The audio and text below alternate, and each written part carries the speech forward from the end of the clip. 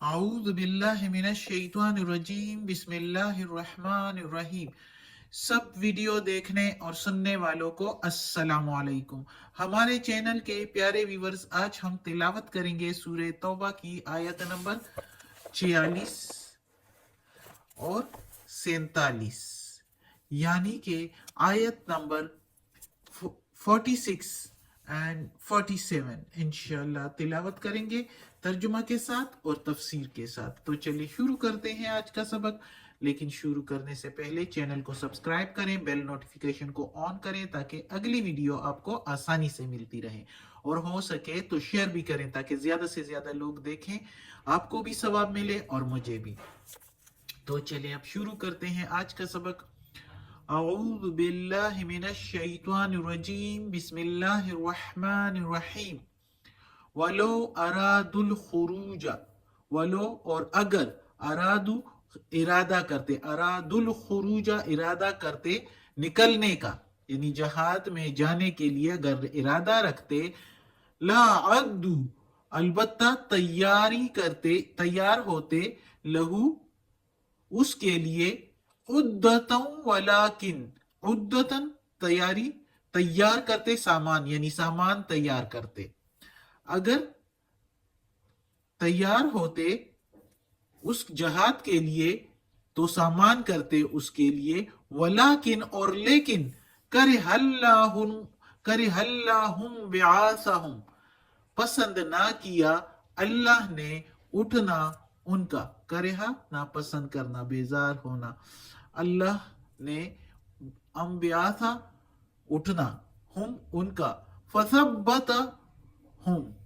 फिर रोक दिया उनको, वकील उदू और कहा गया या हुक्म किया बैठे रहो, माल काइदीन साथ बैठने वालों के, वकील उदू माल काइदीन और बैठे रहो बैठने वालों के साथ।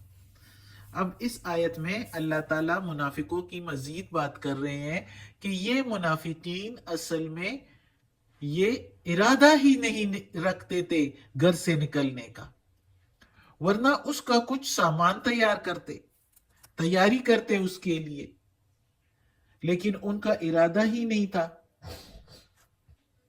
तो अल्लाह ताला कहता है कि अगर ये सही लोग होते, मुसलमान होते, तो जहाद का हुक्म सुनते ही ये झूठे बहाने और उज़र ना पेश करते और बहाने बनाने के लिए ना दौड़ते।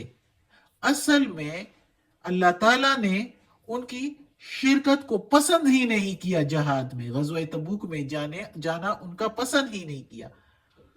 ये जाते तो वहां फितने फसाद उठाते, उधर मसला खड़ा कर देते, तो अल्लाह ताला ने उनको उनका जाना पसंद ही नहीं किया। और इसलिए भी कि उनके जाने की सूरत में उन्हें पता लग जाएगा कि उनके, यानी ना जाने की सूरत में उनको पता लग जाएगा कि मुसलमानों को खुदा के फजल से एक तिनका बराबर नुकसान नहीं हुआ उधर, और मुसलमानों को परवाह भी नहीं थी उनके ना जाने की। ये अल्लाह ताला उन पर जाहिर करना चाहते थे, और इसलिए भी कि अल्लाह मुजाहिदीन के सफों में उनको शामिल होने भी नहीं देना चाहते थे, कि वो उनको रोक दिया, मुसलमानों के सफों में, मुजाहिदीन के सफों में उनको शामिल होने से रोक दिया, क्योंकि वो उधर जाते तो मसले ही खड़े करते। इसलिए अल्लाह ताला ने कह दिया उनको कि जाओ, बैठ जाओ पीछे रहने वालों के साथ। पीछे रहने वाले कौन थे?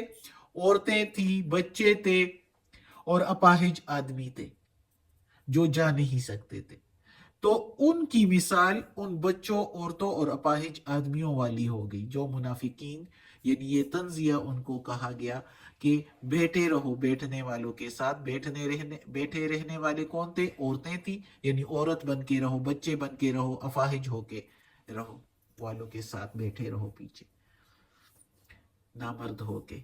इसलिए मुजाहिदीन जो जहाद में जाते हैं वो तो मर्दानगी दिखाते हैं, बहादुर बहादुर लोग होते हैं جنگجو ہوتے ہیں بڑے بڑے وہی جاتے ہیں، جو نہیں جاتے تو ان کی مثال یہی ہے جو اللہ نے کہا بیٹھنے والوں کے ساتھ، یعنی عورتوں، بچوں اور اپاہج آدمیوں کے ساتھ بیٹھے رہو، ان کی مثال ہے تم لوگوں کی۔ یہ اس کا مطلب یہ ہے کہ تمہاری مثال عورتوں، بچوں اور اپاہج آدمیوں جیسی ہے۔ یہ ان کے لیے کہا گیا، منافقین کے لیے۔ اگلی آیت میں بھی ان کے بارے میں ہی ہے، اور یہ ہم پڑھتے ہیں، لو خرجو، اگر نکلتے، فیکم، تم میں، فی میننگ میں، کم، تم، کم کے میننگ تم میں، ما زادوکم، فیکم ما زادوکم، نہیں بڑھاتے تم میں، الا مگر، خبالن خرابی، ولا اودعوا خلالکم، اور نہ کچھ کرتے مگر گھوڑے دوڑاتے تم میں، یبغونکم الفتنہ، اور تلاش کرتے تم میں فتنہ اور فساد، وفیکم، اور تم میں، سماعون، سننے والے ہیں، لہم، ان کے، یا ماننے والے ہیں ان کے، واللہ، اور اللہ، علیم بالظالمین، جانتا ہے ظالموں کو، گناہگاروں کو، نافرمانوں کو، اللہ خوب جانتا ہے۔